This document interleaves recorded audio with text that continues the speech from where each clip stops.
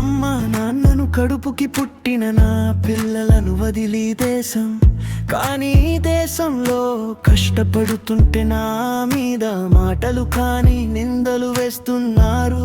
ఒక ఆడదాని కోసం నువ్వు చెప్పుకుంటే నీ ఇంట్లో కూడా ఆడవాళ్ళు ఉన్నారని గుర్తు పెట్టుకో. ఆడపిల్లంటే ఎవరింట అయినా ఒకటే, ఎదుటి వారిని ఆడపిల్లని అనేటప్పుడు మీ ఇంట్లో కూడా ఆడపిల్లలు